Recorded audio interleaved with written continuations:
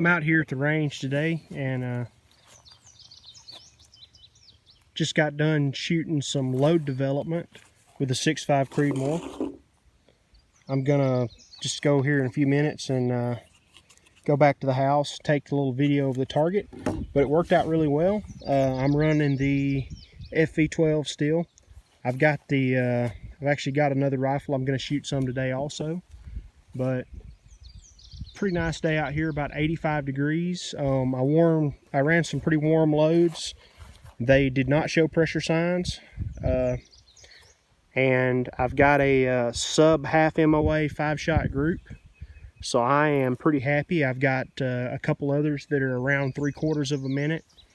And if you count some called shots, I've got some other groups that are really good. It's just a beautiful day out here to be shooting. A little bit warm, but that's okay. We'll see you back at the bench. All right, so it's been about 2 weeks since I shot the groups here, and I've been dragging my feet getting back around to this. So these are the Savage FV12 6.5 Creedmoor loads here, and we're just going to take a little bit of time and measure them. You can see we've got one of our favorite little targets here, 1-inch squares, and we're just going to measure them in inch size, and I believe you subtract about 5% to get that in MOA. So what I'm going to do is, first I'm going to show you my components. We've got the 140 grain Nosler custom competition and the 140 grain Hornady hollow point boat tail. Right here are the boxes. Our powder is Hodgdon H4350. This is kind of the standard 6.5 Creedmoor powder. I know there's some new up and coming ones, but that's kind of the go-to standard. We've got a set of Harbor Freight calipers here that we're going to take, and we are going to zero, if I can do this and hold the camera.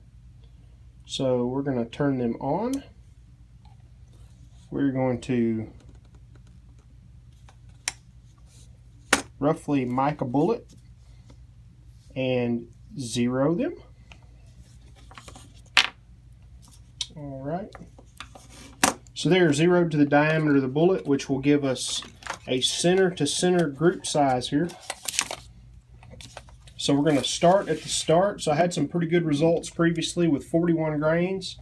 That's where I wanted to go to begin with. And let us see here. Okay.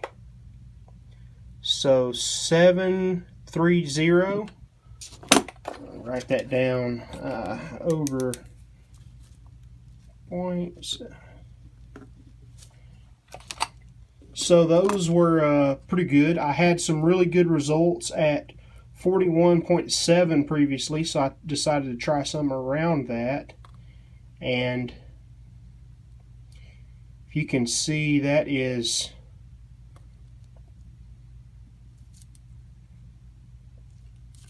we'll say 0.410. 10.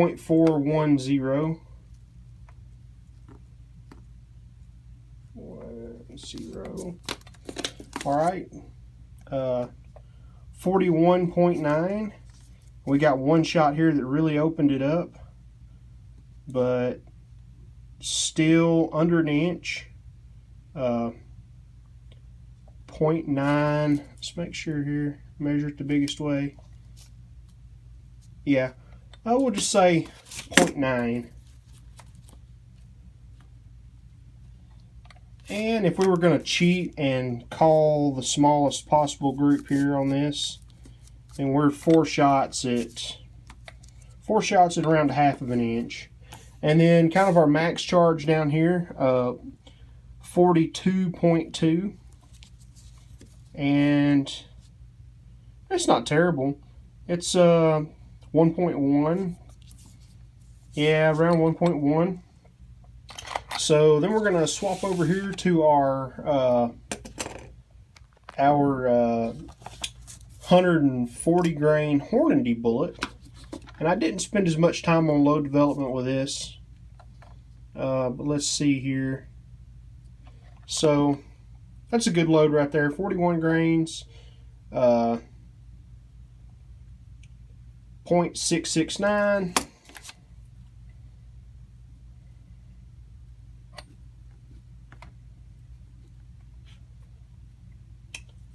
41.4. I think this is going to be our largest dimension right here.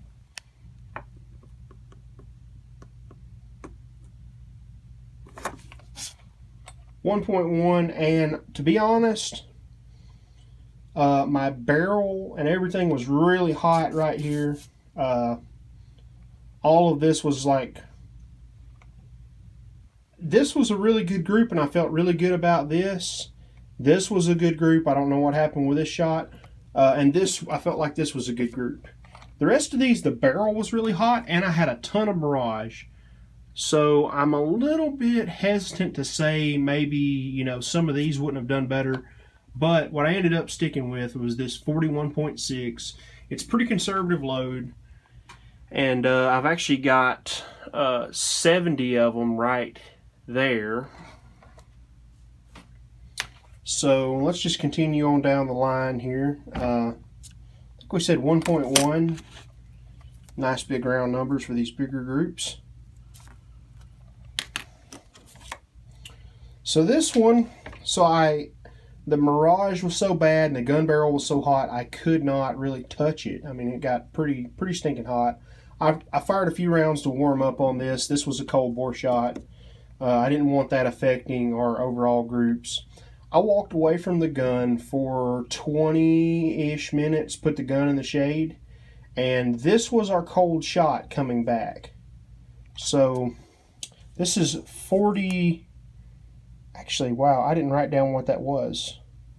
And I don't know that I have that anymore. But I'm going to guess this is somewhere in between 41.4 and 42.1, probably 41.6 or 8, something in that range. Probably pretty similar to this 41.6 right here, just judging by the way it grouped, other than the cold shot. So we are just under an inch for 5 shots. We're at 0.925 for 5 shots, and if you do the 4-shot thing, throw out the cold bore, we're pretty close to where we were with the other group. We're, you know, sub ½ inch, which I think is pretty good, but we're going to give this a 0.9. We're not going to cut ourselves any breaks here, but you've got 4 shots really close together here. I mean, this is super good. If I saw this and I hadn't got a group like this, I probably would have went with something like that. Right here, so I called this one. I wiggled about the time I squeezed the trigger, and yeah, I called this one before I looked at the target. I knew it was a bad shot. I really expected it to be on the cardboard over here. Knew it was a bad shot, and even knew where I pulled it. But we're gonna be straight up about this. We're gonna measure the 4. So let's measure the 4, and we're sub 5/8, you know, definitely below 3/4, measuring the 4 right there. And then even the 5, so this would be our worst group, even with the call there, we're below 1.5 inches, which is pretty good. So I'll give you an overall target view here. You can kind of see my overall links up there. Those won't apply for your gun. But this seemed to shoot pretty well. I didn't really have any pressure signs with any of this. I think I've already mixed up my brass, and it's already in the process of being resized. I'll just give you like a really quick view of my reloading setup. So, and it's pretty messy. I just basically had a bunch of stuff laid out here doing another caliber and kind of just pushed it all to the side.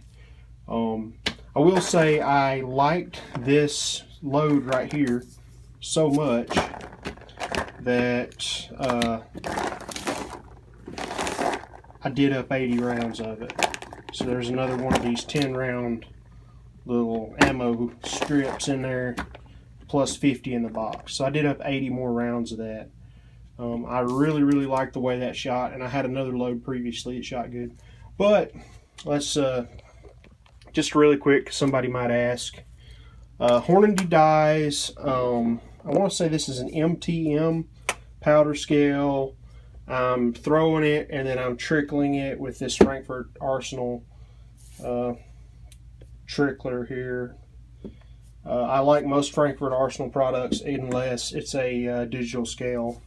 Had one that just totally went haywire. But throwing it with the Lee powder measure, I've got a cheapo Lee press that I have loaded hundreds of rounds on, thousands possibly even rounds on, probably thousands, because I mean you've got 40 rounds right here on this piece of paper, and there's 20 plus on a previous target, so adds up pretty fast.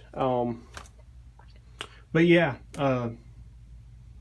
Hornady dies, just H4350. My other kind of powder that I've used for 6.5 is H414, mostly just because it was something I had that was in the right range. And I've also got up here the ubiquitous H4895. If you don't have a pound of 4895, you probably haven't reloaded much. I mean, this is like this or Varget. It's got to be like your go-to powder. You can load anything with this that's a rifle, and some stuff that's not.